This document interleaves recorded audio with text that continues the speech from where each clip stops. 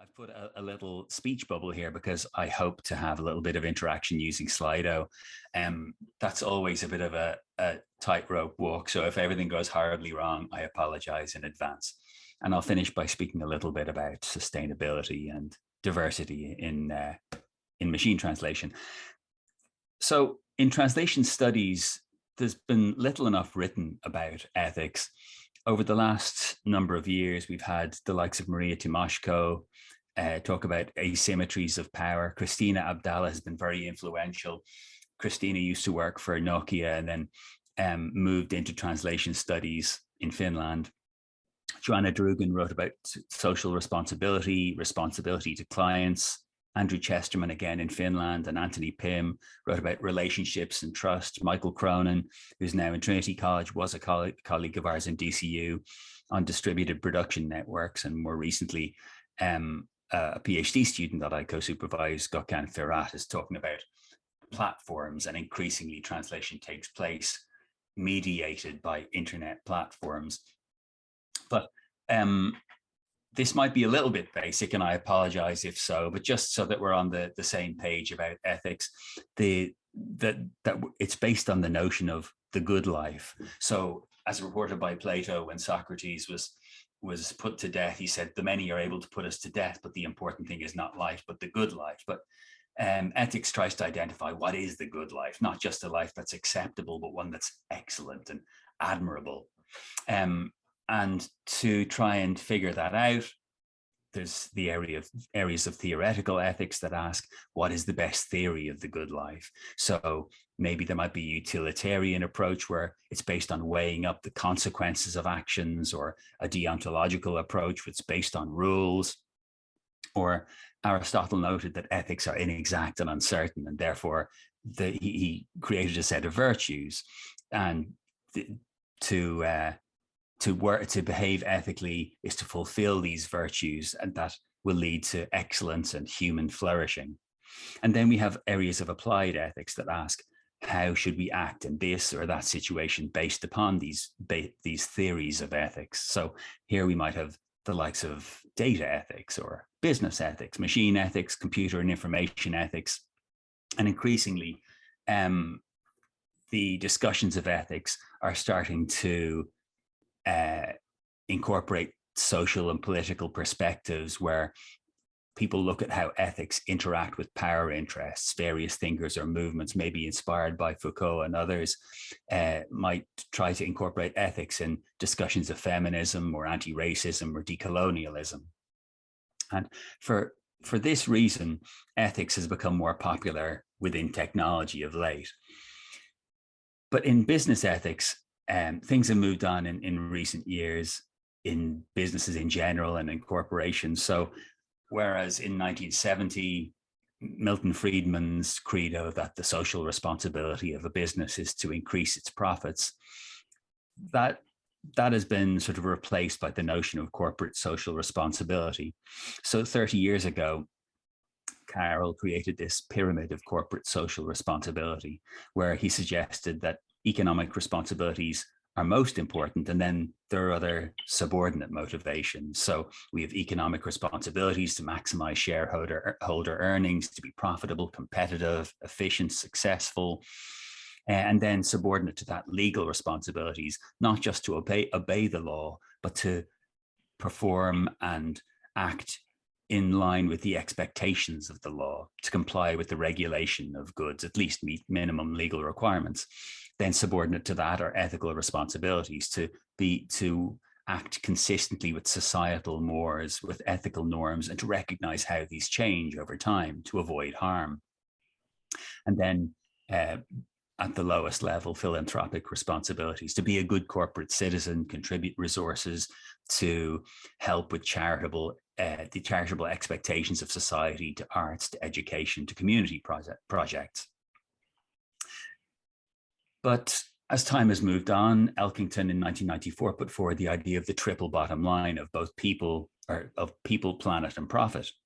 And in 2018, he returned to this. He was saying that this wasn't meant to be an accounting system, but rather it was meant to foment system change, that each of these he saw as equally important. And De George in 2014 talked about the importance of respecting the rights of employees, the consumers, and society in general. So increasingly, we're seeing this rebalancing of corporate social responsibility. It's something that hasn't really happened within the translation industry. And within the translation industry, we have several coexisting modes of work and different value models. We've got very big companies, massive conglomerates that try to maximize shareholder value as the most important factor. And then smaller companies, smaller agencies that work on more of a cooperative level. We've workers that are full-time or paraprofessional, work as part-time, mostly freelancers.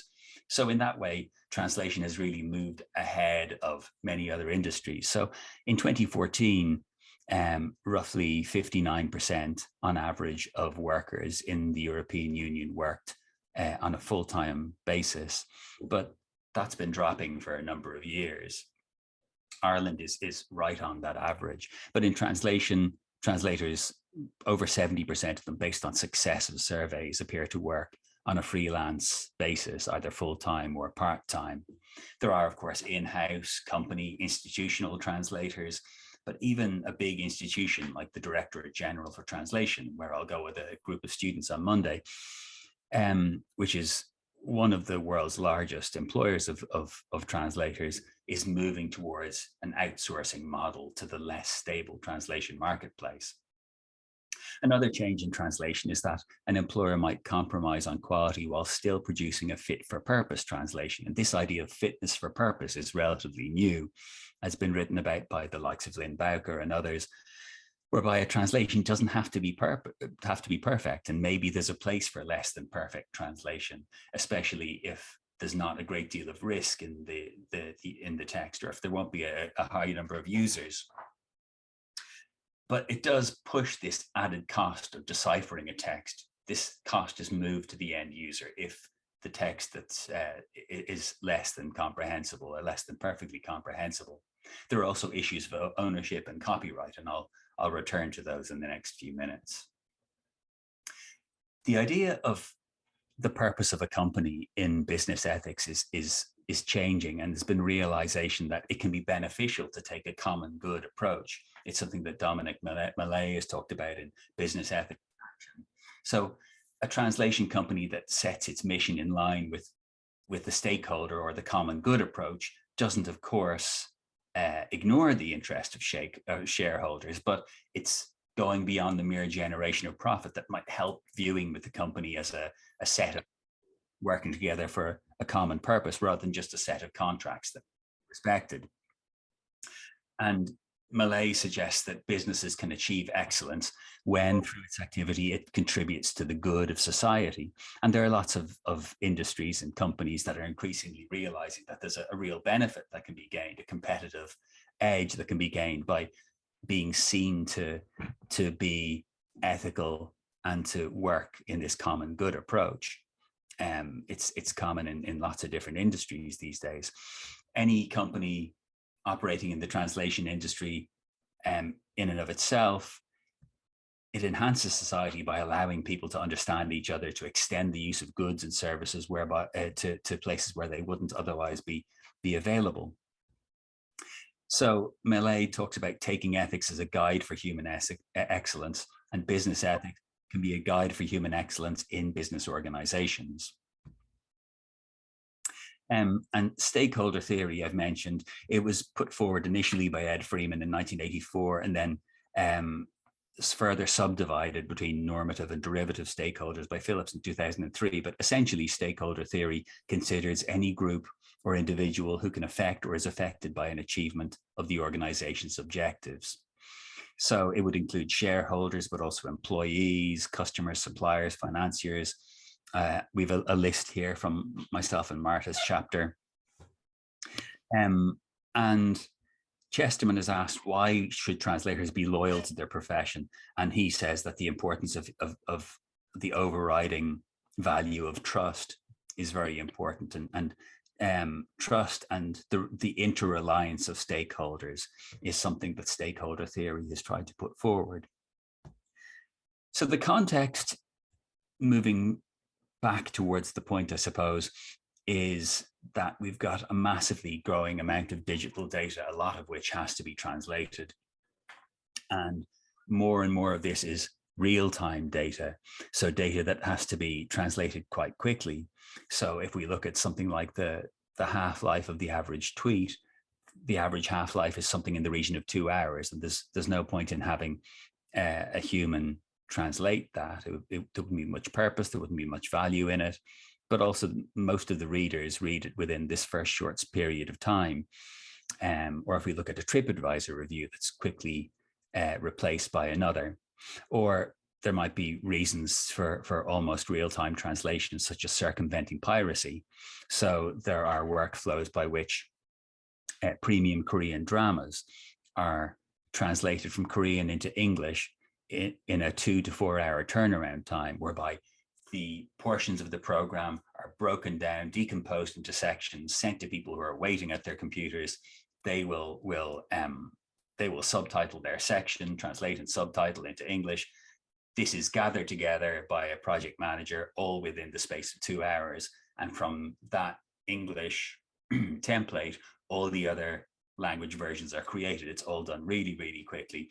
And these sort of speedy turnarounds are associated with a doubling of the over-the-top industry over the next few years. So this need for real-time data is pushing MT, machine translation, into action more than it would have been previously. And probably the motivation for use of machine translation up until quite recently was more about cutting costs. And it still is to a great extent, but the byword in translation at the moment is velocity, this speed of turnaround.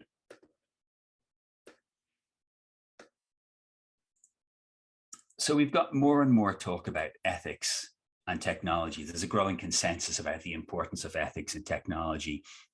The world's largest professional organization, the IEEE, has an entire division devoted entirely to technology ethics. Well-designed, well-used technologies can help people to live well, to allow more efficient use and distribution of resources for the good life: food, water, energy, medical care. Poorly designed or misused technologies make it harder to live well, for example, by toxifying our environment or reinforcing unsafe habits, unhealthy habits. And technology increasingly shapes how human beings seek the good life and with what degree of success. The idea that technologies are ethically neutral has really been deposed over recent years. Langdon Winner talked about this in 1983, about how technologies engender worldviews. Melvin Kranzberg in 1986, Andrew Feenberg in Science and Technology Studies in 1999. So the idea is that technologies reveal and shape what humans value and think good. So these values might govern the problem addressed by the technology, or the decision to create the technology in the first place, the way it's implemented, the method of implementation, its intended users, the references or training data used if we're talking about machine learning, the processing of data, location, security of data storage, the limits to access to the technology, maybe based on cost or on geographical location. And the speed and scale and pervasiveness of technology means that policy and law is inevitably at least one step behind. So new technologies are reshaping global distribution of power, justice, and responsibility. And we're seeing writing about this, like the Amanda Lynn Paolada paper about MT and power. Positive and negative impacts are often distributed unevenly, and it's not clear, for example, we see with face and voice recognition algorithms, there might be benefits of these, but there are loads of negatives. There's the problem of the training data meaning that white faces are more easily recognized, but also the use of these technologies creates a digital records of movements, of actions in public, even in places where previously people would have been felt anonymous. So there's lots written about their uses in China, and more recently, we've read about their uses by the Ukrainian IT army to identify the bodies of Russian soldiers. The positive and negative aspects of these technologies are difficult to pick apart. So the question is, how do we ensure that access to the enormous benefits promised by new technologies and exposure to their risks are distributed in the right way. And I mentioned the use of machine learning based on big data, which are large digital data sets, which added to new techniques, new organizations process and transform those data sets into valuable human knowledge. So the big data phenomenon has been enabled by a wide range of computing innovations in data generation, mining, scraping, sampling, artificial intelligence and machine learning, computer modeling and simulation. There's new areas of data analytics and predictive analytics and user analytics, all that are coming to bear on the translation industry. Some people see this as very much a positive thing. Maya Schoenberger and Kukier have talked about big data's value in current and potential future use, whereas others are more circumspect, shall we say. Jaron Lanier and Who Owns the Future talked about big data as the ubiquitous term used to describe the massive amounts of information being gathered in every possible way about everyone and everything in order to make algorithms that are called artificial intelligence seem to function on their own. The fact that big data is needed is proof that these algorithms are actually only a repackaging of human effort in such a way that it is anonymized and people are not acknowledged or paid. Both big data and artificial intelligence are economic and political constructions that disenfranchise most people. So two vastly opposing views, and then lots of views in the middle. So moving towards translation specifically, this huge growth in the production of digital data and the repurposing, the retasking of data for not just machine translation, but for other areas of machine learning, of artificial intelligence, means that it's very relevant in translation. There are more types of data gathered in translation than ever before, and big data is driving new businesses and new processes. As Dominic Millay put forward, the consideration of ethics can help with decision-making and might even present opportunities. But it's vital that our graduates as lecturers in translation programs and translators who work professionally in this day and age learn to trust and mistrust data, as Anthony Pym put forward. So the types of data that are collected in translation: bilingual translation data, source and target, aligned source and target segments of text or sentences. These have been collected since the early 90s within translation memory tools, but we're seeing more and more data being collected. So there's timing data. How long did it take to translate a segment or document? So a segment being a sentence or list element or headline. Timing data: how long was the user active on this task? So within a platform, we'll be able to see how many breaks the person had, how long they worked on it. Usually translators are paid per word, but they might choose to be paid by the hour. And if they're working via a platform, it's very transparent quite how long they've been working. The collection of keystrokes was initially done for research purposes by the likes of Arndt Lykke Jacobsen in Copenhagen and Michael Karl and his colleagues via specific translation interfaces, such as one called Translog. But now it's done perfunctorily by computer-aided translation tools. Keystrokes are gathered, user activity data is gathered, and this is used for predictive pricing, for lights out project management. There's also mouse clicks that are gathered, translation quality evaluation data, response times to email requests within platforms, adherence to instructions and deadlines, all added to demographic data, which can tell us quite a lot about the people using these interfaces. So there's a lot that can be gathered from this, and a lot that can be gleaned, a lot that can be repurposed. So what I want to do next is I want to show you a couple of case studies of data use in translation and repurposing. They aren't based on any one individual, but rather they're amalgams of a number of different things that are currently happening in the translation industry. And I want you to use Slido to respond and to tell me what your feeling is about the ethical concerns that you might see here. So the first, translator A has freely signed a contract with their regular employer. And this contract is to carry out a translation on a freelance basis using a proprietary web-based platform. As I mentioned, roughly 70% of translators work on a freelance basis. And it's very common, increasingly common, to use proprietary web-based platforms. The contract has given explicit permission for the translation data to be reused for machine translation training. The employer trains MT systems using the data from translator A and from others. In time, neural machine translation quality improves for translator A's language pair to the extent that the company moves its translation work to post-editing, i.e. editing of machine translation rather than translating from scratch, and imposes a unilateral 30% discount on their per word payment rate. This discount is applied on the basis that productivity has generally improved by roughly 30%, visible to the company from the translation activity data gathered via their translation platform. In order to raise revenue, the company decides to sell machine translation services externally, and this includes some work for an arms manufacturer. So if you go to slido.com and enter the LITHME hashtag, you'll be able to respond. So please do go ahead if you can. It's quite common at the moment for companies to move their work to post-editing.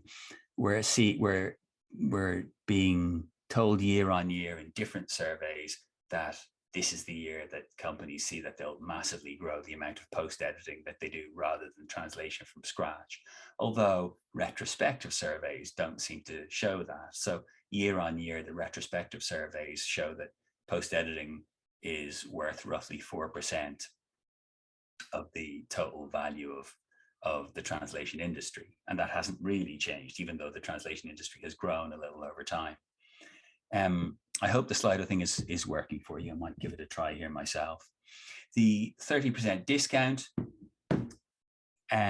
is that where I drew that from is CSA Research, a company in Boston, have said that in general, post-editing is paid at roughly 60 to 65% of the word rate. And a company I spoke to in Australia said that they see it as roughly 25 to 30%. The problem here is that not all MT is equal. So we might have good or useful MT or bad or not useful MT. And if there's a blanket discount applied, that means that it doesn't really, that discount is on the basis of MT being useful, but what if it's not? I had a PhD student recently who was working with a subtitling production network in Thailand, and English to Thai MT is terrible. Yet the MT was given to the translator she was working with, and they were expected to work miracles with it. So let's have a look at Slido. MT work didn't decrease 30%. Well, in research, we have found that in general, that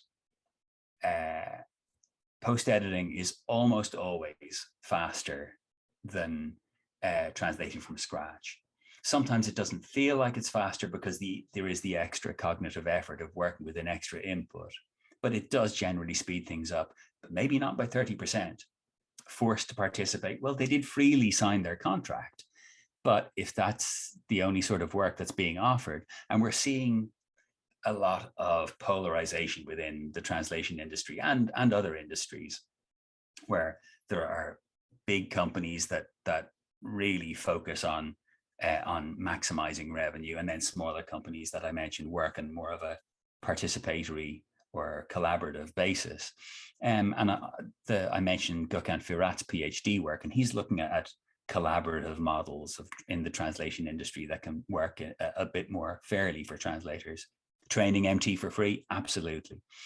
And because MT retrains at the word or even sub-word level, it's impossible to identify where the training data came from.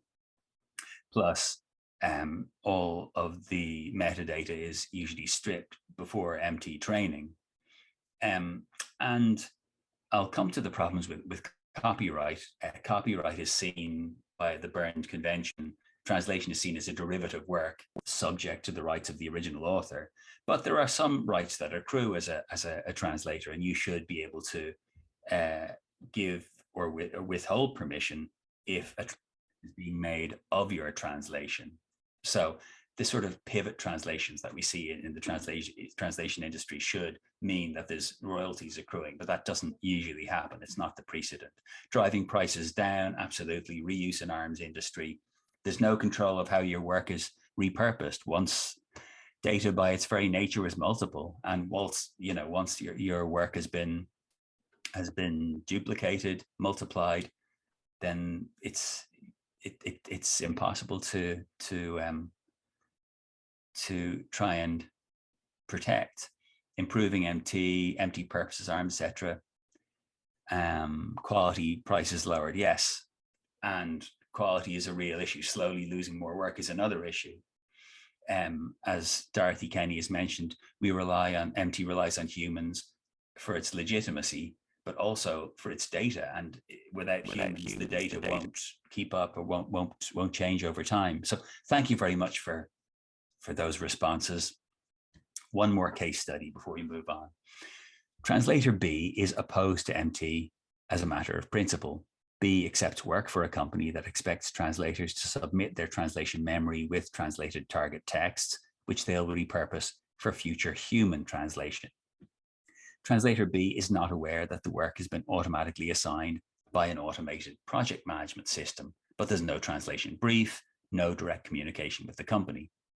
Translator B is also not aware that the company will soon be acquired by a large conglomerate who will use all available data for MT training and offer it for sale. The data should have all personal information removed before being shared, but this information is retained by accident when the data is uploaded to one purchaser. The company tries to keep this quiet so as to avoid liability. So please go to Slido again and offer your responses if you would. A very obvious problem is the data breach here and the privacy issues that the first person has responded to here on Slido. And I worked with someone who, with Gwen Morgan, who did a PhD in DCU as part of the Ethics Institute on cybersecurity. And we would have thought that by being clear about a data breach that actually would have worked in the favor of the company, albeit it means that they're liable for a GDPR fine of 2 or 4% of turnover, or 10 or 20 million, whichever is the greater. But actually there tends to be a shareholder value hit and a customer hit when a company admits a data breach. So this all acts against them trying to be clear about any data breaches that happen. A lot of translators are opposed to MT as a matter of principle. They see see it as something that will take from their work. And the situation whereby translator B has no translation brief and no direct communication is increasingly common. Large companies work with this idea of lights out project management, where the translators are chosen automatically or jobs are offered within the platform, and there's a certain limited amount of time within which translators have to respond. The acquisition by a conglomerate is also very common. There was a presentation by Dominic Graham from Deloitte in 2019 at the Association of Translation Companies conference in London, where he talked about 86 acquisitions, mergers and acquisitions within the translation and localization space over the previous 3 to 4 years. And just in the last year or two, we've seen the two biggest audiovisual translation companies merge, SDI and Iuna Media, creating this one huge audiovisual translation company, one that's associated with these fast turnaround times that I mentioned earlier, but also a lot of work in audio description for the blind, subtitling for the deaf and hard of hearing. And then more recently, RWS Moravia, the third biggest translation company, bought over, I think, the fifth biggest, SDL. So they have now become probably the biggest localization and translation company by turnover. So there are huge issues here, and these are very common. So issues within. Oh, sorry to interrupt. Sorry to yes. interrupt, but there's actually more responses, but the Slido was a little bit funny. It's on the Q&A. Thanks very much for that, Mandy. Unfortunately, I can't see them, but thank you very much for your responses within them. Responses are on the Q&A in Slido. I'll try and look for them towards the end then. Thank you. Slido is yeah, this is my imperfect use of the technology. It's all my fault rather than Slido's. So I'll move on to MT system training. So problems I mentioned with data ownership. So I mentioned the Berne Convention, the fact that translation is seen as a derivative work, but also translators who create their bilingual repositories, their translation memories, they should have rights for ownership to those translation memories under the EU database directive. However, these are either signed over or are just not respected, as there's a precedent for TMs being handed over within the translation industry and then that work being reused without further payment or royalties. There are exceptions. So there is one of the Dutch audiovisual translation associations that have as their standard terms and conditions that royalties should accrue when work is repeated, like repeated TV programs.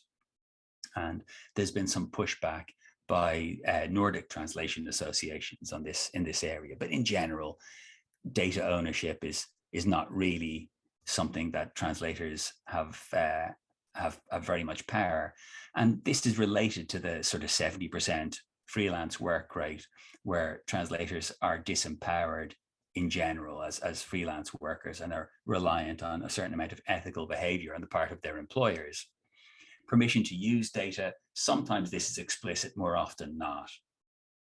So trying to decide on where your work might be repurposed, it's okay for another human. There's the sort of a tacit agreement among translators that they're happy for other humans maybe to use their work within translation memories, but maybe less so for MT training. But at the moment, it's not really possible to permit one use but not the other. Data distribution, I talked about data by its nature being multiple, and it's very difficult for translators to control the distribution of their data. Myself and Dave Lewis from ADAPT wrote previously about the idea of trying to have a translator-controlled commons for controlling access to data. But at the moment, this idea is a long way off. And this brings concerns about sustainability that I'll come to a little bit later.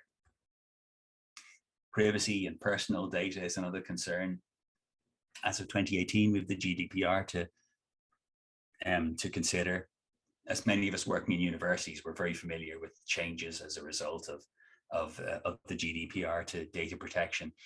And translation memories generally have either the name of the translator or a pseudonym appended, which means that they would be covered within GDPR. Of course, all the amount of data that's gathered along with other data could be used to make inferences about people. And those inferences, according to the likes of Wachter and Mittelstadt in Oxford, are not covered by GDPR.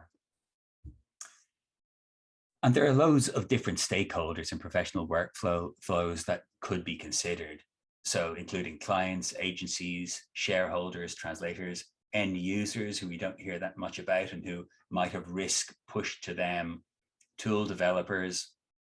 And this is something that myself and Anna Gerberoff-Arenas have written about recently in a chapter that's forthcoming in the next couple of months about MT stakeholders and particularly end users and their exposure to risk and liability. And that's something that Carmen Canfora and Angelica Ottman have written about in their work on translation risks and liability. So they have a typology of risks, from low risk, such as communication being impaired or impossible, to loss of reputation, financial damage, legal consequences, damage to property, and even injury or death. So the common rule of thumb for the use of automation in translation is that it should be in line with the life cycle or the shelf life of a text. I mentioned tweets and TripAdvisor reviews. So these have a short life cycle and also are usually fairly low risk. So maybe using automation there is wiser than using it for something like software documentation or documentation for machinery or for medical devices or for food labeling, where that could really have serious consequences. But even social media posts, we've seen the repercussions from problems with social media posts, such as the very widely reported story of the Palestinian man who wrote "Good morning" on Facebook, and it was translated as "attack them" into Hebrew, and therefore he was arrested in 2019.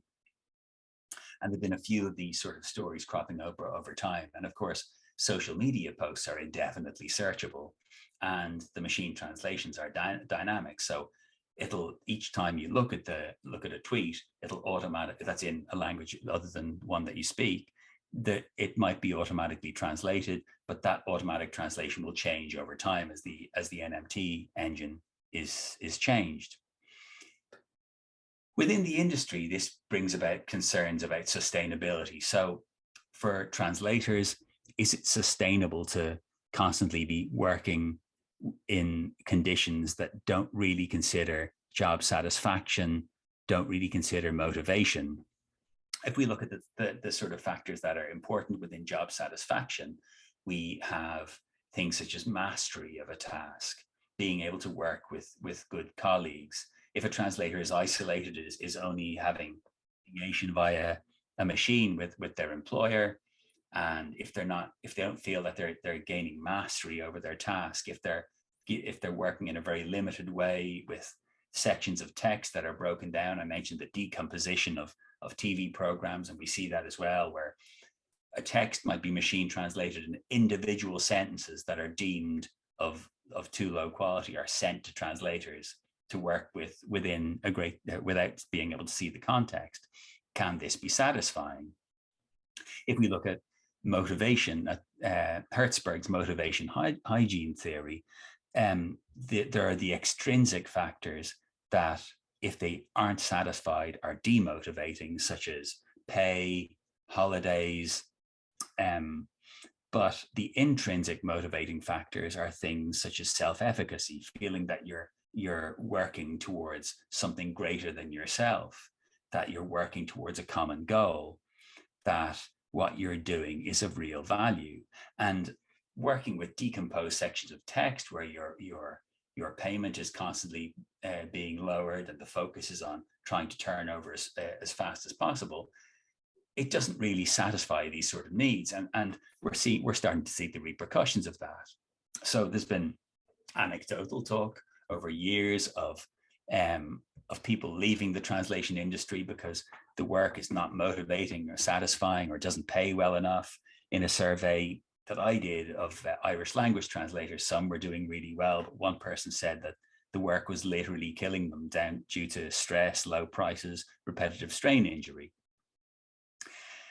And there have been more and more articles over the last few months in the audiovisual translation space, particularly to do with subtitling. I mentioned the pressures that subtitlers are under about a talent crunch. And it's not that there aren't enough people with the skills to do this work, but it's just that those skills aren't being respected by work that's satisfying and that pays well enough. In that group of subtitlers that my PhD student, Wichaya Pidchimuk, was looking at in Thailand, in general, they were working on a paraprofessional basis, not because they weren't getting enough money from subtitling, although that became a problem over time, but just because they couldn't rely on it because the circumstances kept changing. The goalposts kept changing. There's also the concern about environmental sustainability to do with large language models. There's a widely quoted paper by Emma Strubel and colleagues from 2019, where they found that the average large transformer neural network, the training of it will produce the same amount of CO2 emissions as 5 cars over the lifetimes of roughly 20 years of those cars. So massive emissions are associated with these sort of large language models. And as the likes of Google are moving to multilingual MT systems, so NMT systems that aren't just bilingual, but are working between multiple languages, there's efficiencies to be gained there, but also these large language models are very, very costly to train. And there's been arguments that the amount of GPUs, the amount of graphical processing units for training is a more realistic way rather than the Strubel effort of looking at the amount of cost. And there are efforts in neural machine translation to try and make more efficient machine translation systems by processes such as knowledge distillation to try and bring down the amount of data that will create the sort of associations and word embeddings that we use in NMT. But at the same time, language models are growing and growing. So there is a real environmental concern related to the use of machine translation. And finally, diversity. So there is discussion of computers as implicit ethical agents, but trying to use the same technology that's created the problem to write the problem has not really proved very successful in the past. And we're looking at the amount of bias in machine translation output and different efforts to try and eliminate that bias. And it's very difficult. And what's been most successful has been rule-based systems, which is really an old technology. And there's a lack of diversity in developers and in users that have access to feedback. So the development teams within big companies that are increasingly in control of producing neural machine translation don't really show the sort of diversity that we might hope. And we've seen recently that the AI ethics team that was led by Meg Mitchell and Timnit Gebru in Google were sidelined and then pushed out. So the question is, are ethics just a fig leaf?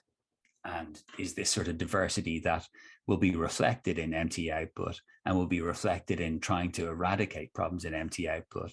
That sort of diversity needs to be in the development teams. Interestingly, work by some researchers that have worked with refugees and migrants, such as Stefan Vollmer in Leeds, Andrea Sirabuco in first in Galway, and I think he's moved to the Netherlands now, and by Dan Liebling in the US has found that migrants that are very much reliant on MT, they're starting to realize this sort of MT literacy that should be made more clear to users, that there are appropriate and inappropriate users, but they're having to learn it by making mistakes, by having things go horribly wrong for them, where they're reliant on MT. And really, these sort of problems should be eradicated at source.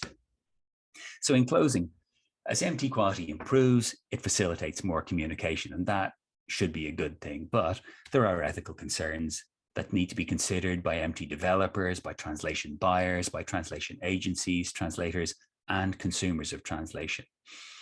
And when working with and using MT, try to consider how it should be incorporated and the fit with your values, your purposes, and your principles. And that's it for now. Thank you very much for listening. I'm happy to take any questions. I'll have a look at the Slido Q&A. Apologies for my snafu there. And here is a selection of references. Thanks very much.